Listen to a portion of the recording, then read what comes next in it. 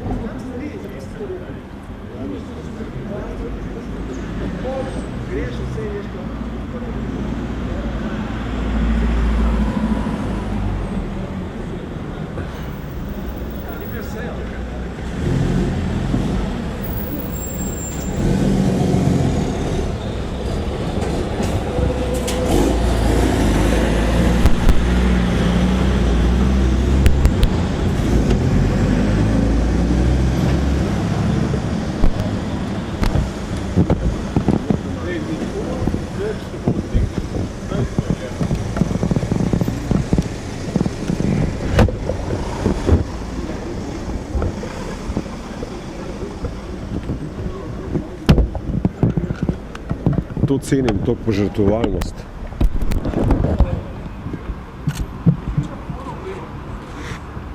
A ne? A ni to 50? Ja.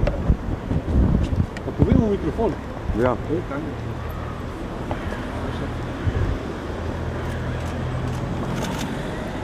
Ajde, pejte. Kak je? To je glavno.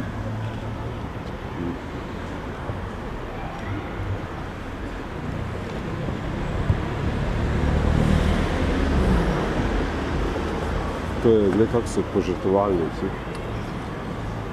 Kaj zdaj? Se ne moramo izmeriti? Tale s Kamnika je tudi? Ja, s Kamnika, ja. Njega najbolj je, da je to.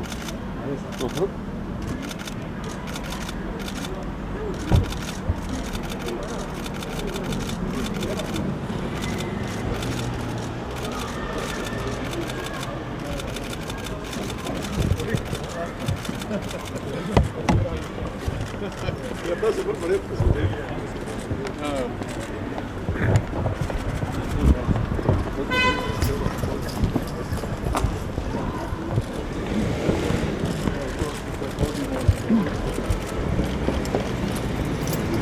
Ti nima zahoda za pešče, a pa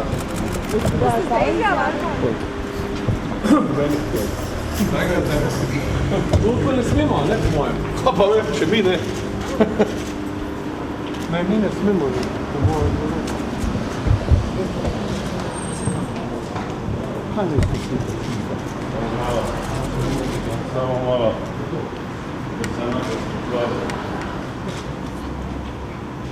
Tole pa dosti resno, ja.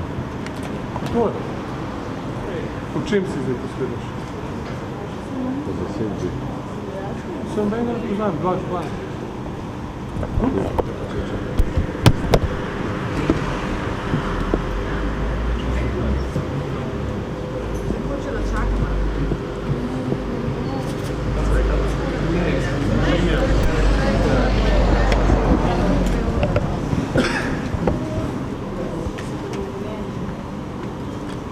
Zdaj, ja.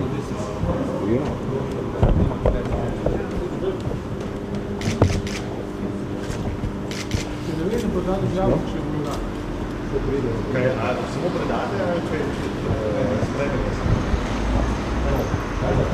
Cena ima? Jaz sem protestno predaljen. Mi bomo seveda podpisali predaljen, ampak dajte tam predsednika ne vprašati. Se tudi bolj odveda. Pride, ja, če ga ne bodo zadržali, pride.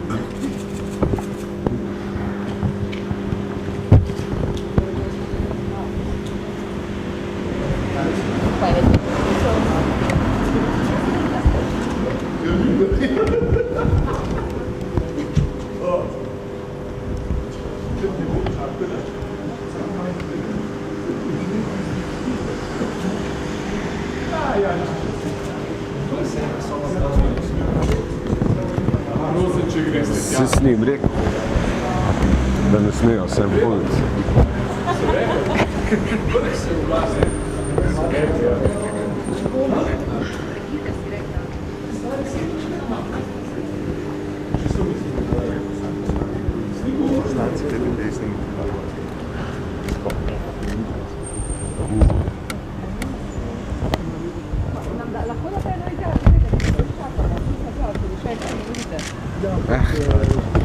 Vse pa oni tudi dali, pa še vi mogoče, no?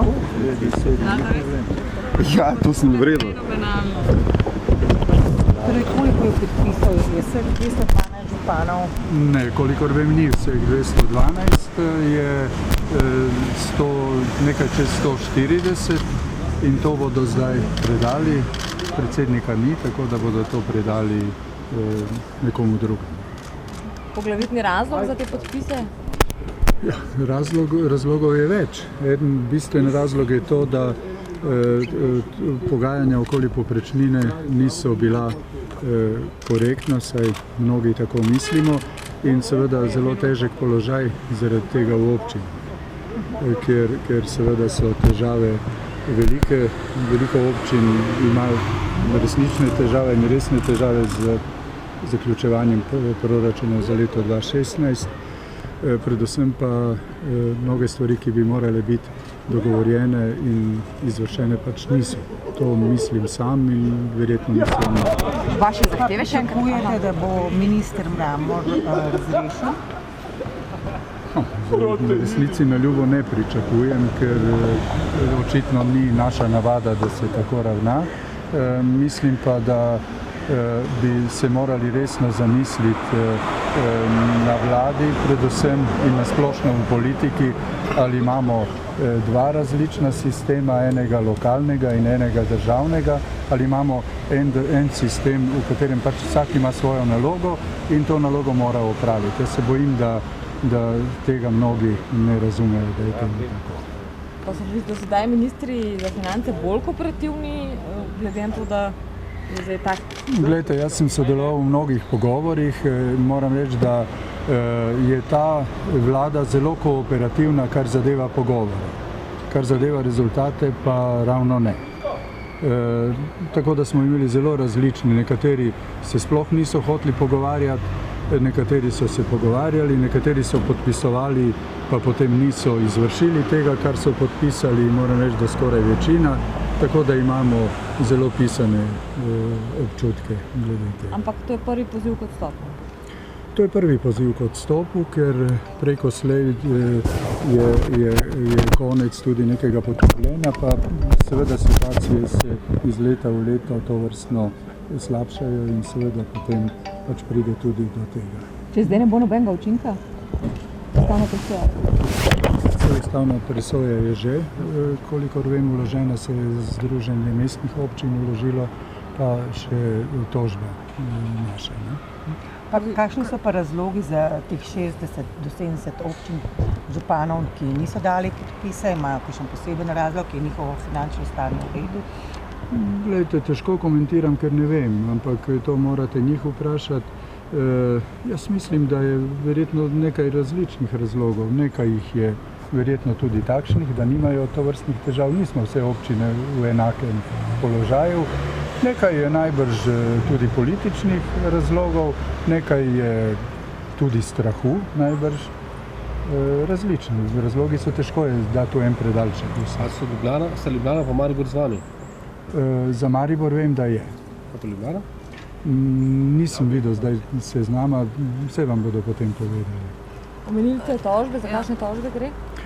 Ja, gledajte, ne vem, to je sicer druga zgodba, je pa povezano vse s tem. Bral sem denimo v sobotni prilogi odgovore ministra Mramorja v zvezi z občinami.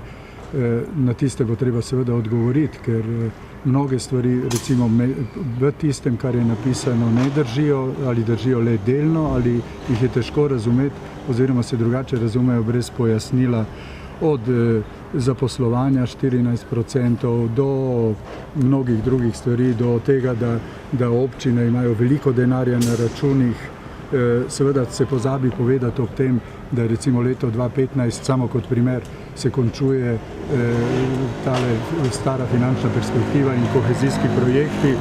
Seveda je bilo treba imeti toliko denarja, logično, če smo hoteli to zaključiti. Zdaj reči, občine so v dobrem stanju finančnem, zaradi tega, ker imajo na računih toliko denarja. Če tega ne poveš, potem to izveni čisto drugače.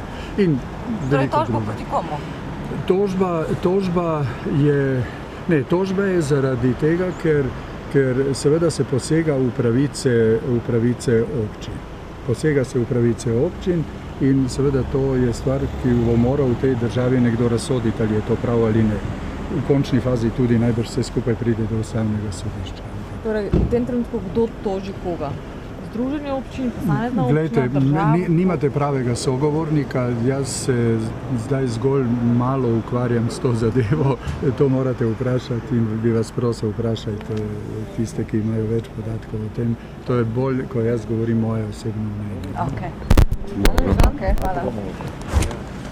Ni to zapravo gre. Ja. Nekaj govora o lani, pa še ne drugim.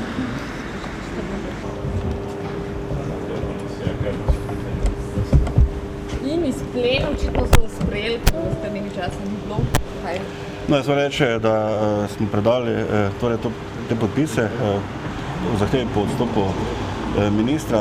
Podpisalo je skoraj 150 županov, to se pravi 150 občin. Zdaj, dejstvo je to, da smo se praktično v vseh teh letih, ko se je nabralo to znižanje povprečnine, vse občine tako rekoč znašle v isti izjemno težki situaciji. To se še bo toliko bolj videlo v prihodnjem letu. Zdaj mi smo zraven podpisov dali tudi predlog zakona, torej spremembo rebalansa, ker je mogoče vse te stvari popraviti. Vztrajamo na tej povprečnini 536, ker to približno pomeni isti nivo financiranja, ko je bil v letošnjem letu, ker morate to vedeti, da na stroških nismo kaj veliko do zdaj uspeli narediti skupaj z vlado, po drugi strani pa so se skozi seveda sprostitev napredovanj precej povečale sredstva za plače in en glavni stroškov, ki jih občine pravzaprav morajo pokrivati, je ravno to. So plače direktno v zavodi ali pa tudi posredno, recimo s financiranjem javnih zavodov. In nenazadnje, če se boste spomnili malo nazaj, je tudi zdaj Računsko sodišče nam v tem smislu pritrdilo, ko so naredili revizije, ker so ugotovili, da nam predvsem stroški na področju teh javnih zavodov, socialnih zavodov enormno rastejo v zadnjih letih. Recimo povišanja so tam 40, 50 in še več procentov. Zadnji predlog ministra Marmorja, ki ga vam daj, vi strajate 36, on straja koliko? Ja, gledajte, sprejet je bil pač 522, to je pravzaprav manj, kot je v bistvu v letošnjem leto, tako da morate pa še to vedeti, mi smo pač pričakovali teh 536, ker to pomeni približno isti nivo financiranja, sicer je pa povprečnina bi pa morala biti, kar zadeva zakona, na višini 652, tako da je razkoraka 130 evrov na glavo prebivalca, in teh ga več ni mogoče z notranjimi rezervami akumulirati. Tako da jaz upam, da je tudi ta seznam podpisov zelo jasen signal vladi, da ponovno premisli, kako naprej in da še v letošnjem letu oziroma naslednjem letu korigira to povprečnino, da bomo lahko koliko toliko normalno delovali. Saj ne nazadnje gre za naše državljane, državljanke, ki živijo povsod po Sloveniji, ravno to želimo skozi to v bistvu doseči nekaj primerljiv sistem financiranja, vse posod za vse izpolnjevanje tistih najbolj nujnih in osnovnih nalog. Pa so vam kaj nakazali, kako bi lahko reševali to situacijo? In še eno vprašanje, glede na to, da 71 občin pa ni dalo podpise, bo lahko vlada to izkoristila in rekla, gledajte, niso vse občine, vsi župani dali podpise. No, leta podpisalo je skoraj 150 občin in relativno kratkem času. Koliko vsem je zelo malo takih, ki so res odklonili ta podpis, mislim, da manj kot 10. Morate še to vedeti, da vse občine niso čisto enake situacije, nekatere občine imajo zaradi različnih drugih virov tudi mogoče nekoliko boljše stanje, ampak v principu pa mislim, tudi kar se tiče sklepov, vseh združenj so bila vedno enotna, tako da tu ni neke dileme. Mi smo ponovno predlagali predlog, kot smo ga že takrat predlagali, gre preprosto za to, da tudi za temi 30 milijoni, ki bi jih pač občine skozi to povišanje približno dobili, ampak govorim to niso sredstva za župane ali pa za občine, da bomo vedeli, skozi inštitucije, to so sredstva za ljudi. Ampak mi smo predlagali to na način že takrat, ne, da, ker se govori seveda o nižanju stroškov, ne, da se pa najprej torej uredijo nižanje stroškov na tistih postavkah, kjer je to mogoče, ne, torej naj ministrstva znotraj tega zagotovijo ta sredstva in potem na koncu leta stvari poračunamo. S tem ne bi nič dodatno namenili tudi ne javne blagajne. Kakšen odziv premijera Cerarja ste naleteli? Glede, zdaj se z predsednikom vlade nismo srečali, ker je zaseden. Srečali smo se z državnim sekretarjem, gospodom Slapnikom, njemu smo predali. Informacija bo šla naprej in jaz pač upam, da bojo razumeli to našo stisko, na kateri smo se znašli. Znašli smo se pravzaprav na celotnem območju Slovenije. Če ne bodo razumeli, kaj potem? Glede, zdaj, kar se tiče drugih sredstev, tako ali tako tečejo tudi pravni postopki, ne. Veste, da v letošnjem letu smo že sprožili tožbo, kar zadeva povprečnino za letošnje leto, ker nismo prišli skupaj, ne. Tudi ustavne presoje so pred nami, bomo pa se o nadaljnje ukrepe še verjetno razmislili. O kakšni tožbi razmišljate? Ja, gledajte, mi tožimo, v tem trenutku tožimo seveda za neizpolnjevanje dogovora za letošnje leto, ne. Druga stvar je pa ustavna presoja, skozi katero, ker gre za nespoštovanje zakonodaje in seveda pač pričakujemo, ne, da bo ustavno sodišče znalo temu prisluhniti, ne. Ta je že vložena ustavna? Za letošnje leto je že vložena, za naslednje leto še ne. Še to, rekli so, da je Celje in Maribor sta podpisala, kaj pa Ljubljana in Koper? Zdaj, jaz tega podatka ne znam povedati, bomo jo lahko povedali.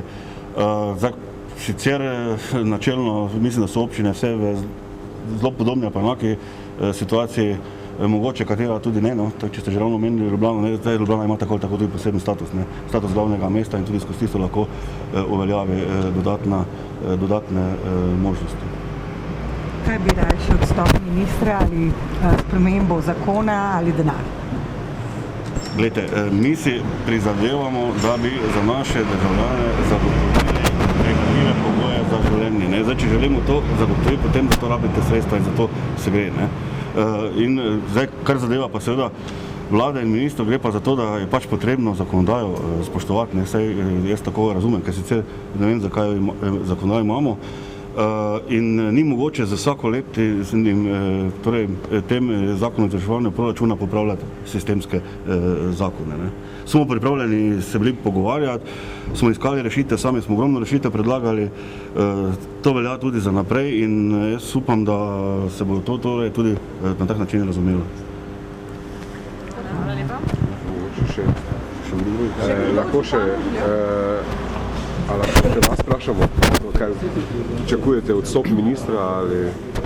Ja, glejte, sej ne gre za odstop kot taka, ne bomo mi zdaj srečni, če bo minister odstopil, s tem pa ne bomo nič dosegli. Gre za to, da je to naš klic v sili, a ne. Ta poziv k odstopu je zato, ker minister pač krši zakon. To je povedal že gospod Žagar, kajti če vlada ne spoštuje lastnih zakonov, potem ne vem, kje živimo, v kakšni državi. Česa vaša občina v prihodnem letu ne bo mogla opraviti od zakonskih nalog zaradi tega, ker... Ja, naša občina se bo potrudila opraviti vse zakonske naloge, vendar to pomeni, da ne bo nobenih investicij. Sedaj, ko bomo dobili še ta napredovanja v javni upravi, to so vrtci in to ni samo občina kot taka, so tudi vrtci, so drugi javni zavodi in potem ne bo nobene investicije, bo pa kvečemu mogoče še kakšen kredit treba vzeti, ker mi pač nismo taki, da bi kršili zakon in bomo to skušali izpolniti. Če nam bo pa uspelo, pa ne vem. Ali lahko še povabim nekoga od vas, prosim? Dajte, gospod. Vse smo vse povedali. Ok, hvala. Gospod Sokol, lahko za trenutek zmoten. Mene se zanima, če se moramo še ne bomo zaradi tega, ker je sistem financiranja takšen. Mi smo, veste, v Ormožu v zelo slabem položaju.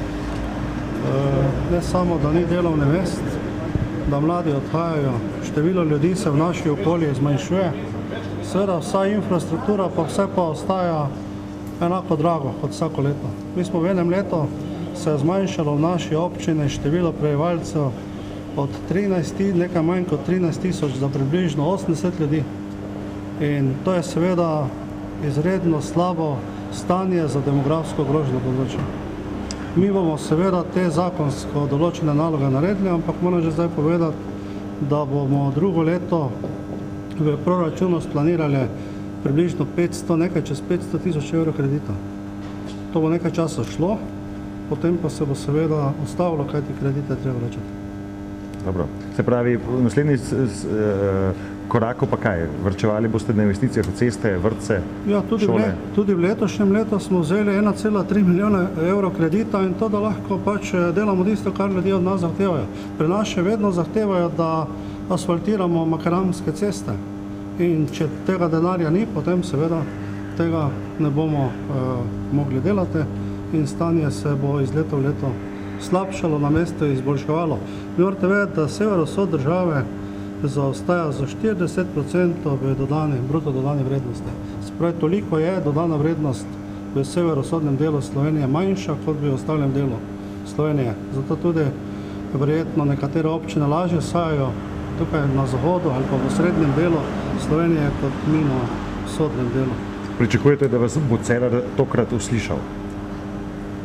Ne vem, kaj rečem, kaj pričakujem. Glejte, bilo bi prav, da se v demokratični državi sedemo skupaj in se pogovarjamo in se tudi dogovorimo. Mi se strinjamo, da se glavarina zmanjša, ampak potem nam naj tudi zmanjšajo stroške. Nam pa jaz vam lahko dokažem, stroškov v tem letu 2015 niso znižale, nam so stroške celo povečale. Jaz sem na to že opozoril z enim pismom vsem poslancem. 1. aprila letos se nam je strošek v stanovanjski skupnosti Zavoda Dornava povečal za 45%. Za nepokretnega, ki leži v postelji v tem zavodu, je strošek na mesečni ravni 1300 evrov in nekaj, za tistega, ki pa sam živi in za sebe skrbi, pa je strošek 1900 evrov. Pa naj to razume, kdo lahko. In to je dejansko tudi v parlamentu bilo izpostavljeno. Ministrica je rekla, da se tega zaveda, ampak od aprila do danes ni naredila Ministrstvo za delo, družino in socialne zadeve nič, da bi to zadevo zmanjšali. Dobro, hvala lepa. Srečno. To raziščite novinarji. 1900 evrov za to. Čakajte, ampak to je ni logično, niso bili običajno, bi rekel, te nepokretni so imeli višji strošek. Nepokretnik ima celi dan priklopljen na kisek, je 1345 evrov. Pokretni, 2 kup živita.